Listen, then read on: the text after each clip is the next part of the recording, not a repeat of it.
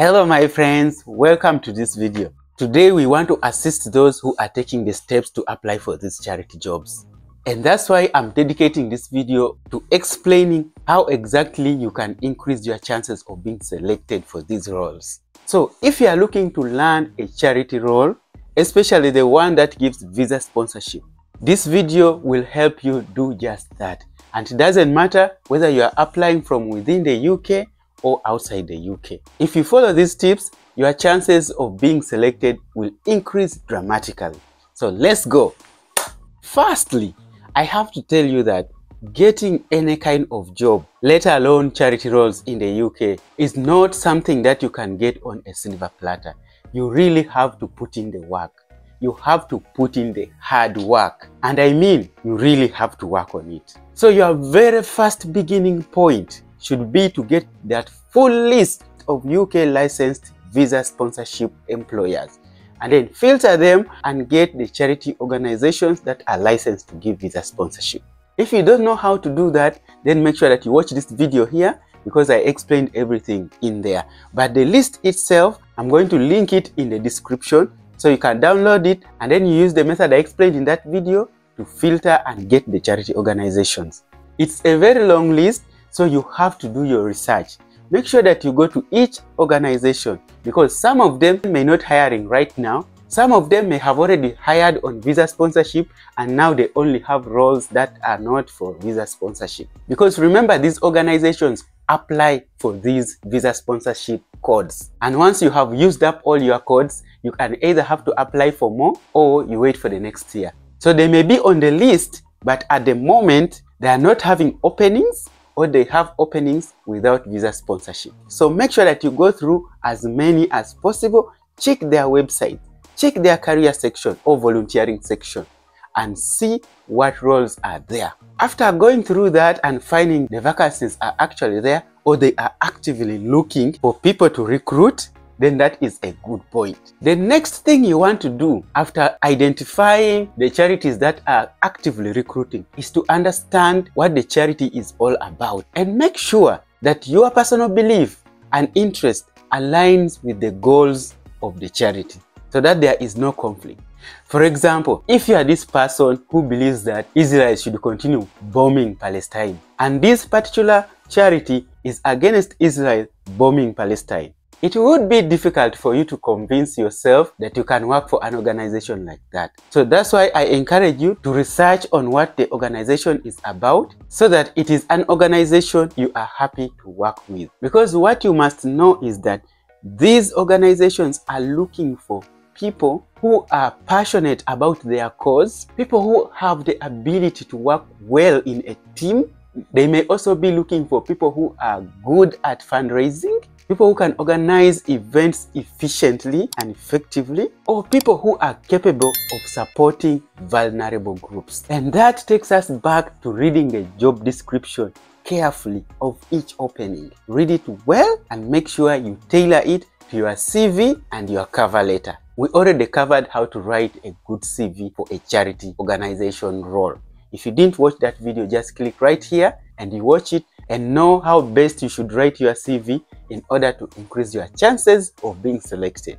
So now that you know about the charity, you know the job description or the role description, the kind of person they are looking for in details, because sometimes they don't use the word job description or role description. They might use words like person description, person qualification, personal attributes, and things like that to describe the kind of person that they are looking for. So make sure your own experiences and qualifications align with that description of the person they are looking for. Otherwise, applying for a role for which the description is different from what you are is an absolute waste of time, because you will not be taken anyway. So once you know all that, then now you come to your CV. As I said earlier, we already talked about how to write the CV. But what I want to emphasize in this section is that you must tailor your CV to each charity, even to each role within the same charity, just in case you are applying for more than one role, which is acceptable anyway. Your CV must reflect that you are a perfect fit for the role. And please don't make the mistake of writing one CV then you keep sending it to each and every organization when you are looking for roles. It doesn't work with charity organizations. It doesn't work even with other employers who are not charity organizations. It just doesn't work. Your CV must be every now and then updated to reflect the role and the organization to which you are applying. More so, your cover letter. This cover letter must be very specific, and your CV must highlight all relevant experience in relation to the description of the person they are looking for. And most importantly, if you have any volunteering roles, don't leave them out.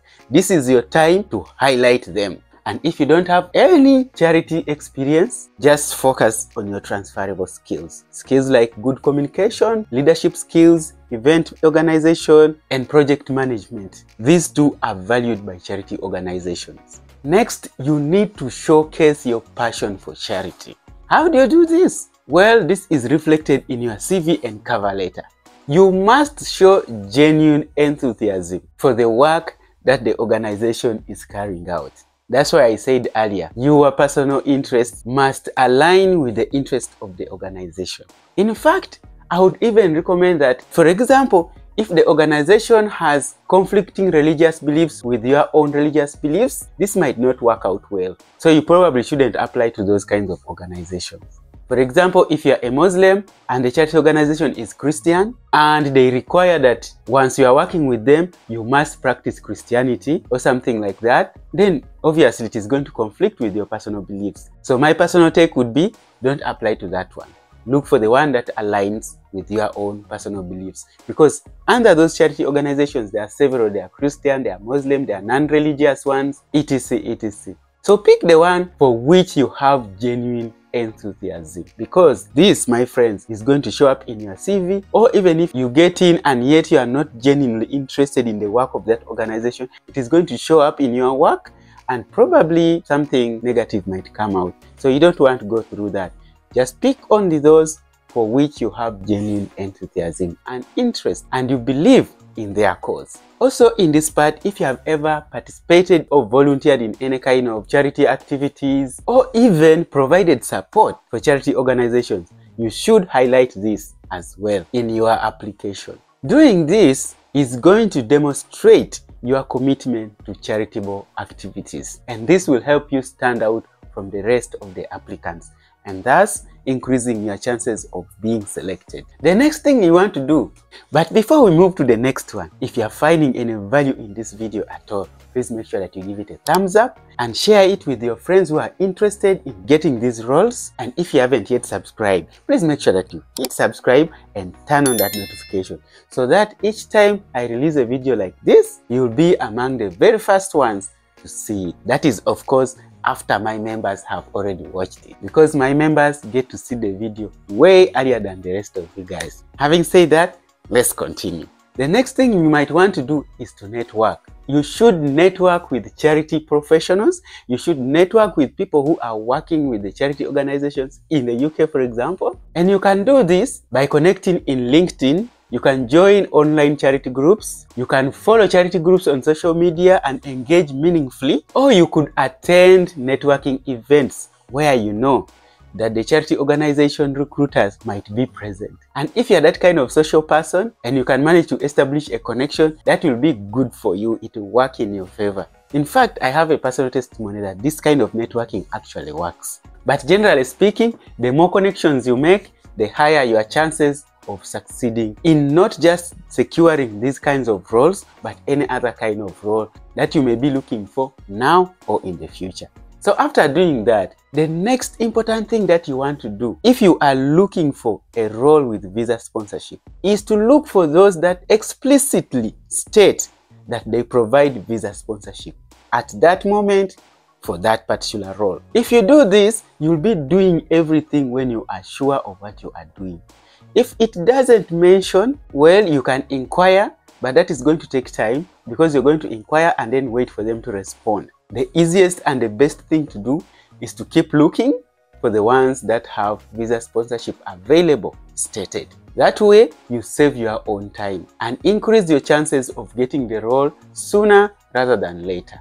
If you follow these tips, then your chances of getting an interview are increased. And when you are given notification that you are being invited for an interview, then another level of preparation starts. Guys, interviews are your chance to bring your CV and cover letter to life. And in most cases, you only have one shot. You better make sure that it counts. What you need to do is to prepare thoroughly. What do I mean prepare thoroughly? I've already mentioned other things that you can do. Make sure you know everything that is relevant about that organization that is put on their website. At least if it is available on the website and it is important, you must know it. Because they are going to ask you a question. How does your personal experience, qualifications, and skills align with the cause of the organization? And if you haven't studied what the organization stands for, you are going to have a hard time to answer this question. But if you know, it is just easy. You look inwards and you'll be able to answer this question effortlessly. And if the answer comes out naturally without fidgeting and struggling, then your chances of going through are high. The organization is also likely to ask you how you are prepared to contribute to the organization. What value do you bring to the table? What addition are you bringing in? Because remember, you're not just looking for a job, especially for charity organizations. They are looking for people who are going to contribute. So you must look inward and ask yourself, according to the work this organization is doing, what additional contribution can I make? Once you have that answer right, and they ask you this question, then you'll be well prepared to give the correct answer. Because when it comes to this kind of questions, there is no correct and wrong answer. There is just a good and bad answer, not correct or wrong. And of course, the answer must be convincing because they're giving you a chance to sell yourself, guys. In other words, they're asking you, what shall we lose if we don't give you this job? You must be able to answer that question. And probably this is the question that might not miss. Why do you think you are the best candidate for this role? I am almost certain that they're going to ask you a question similar to that. They may not use those exact words, but they might ask you a question similar to that. So as you are thinking of the answer, I want to say thank you for watching. See you in the next one.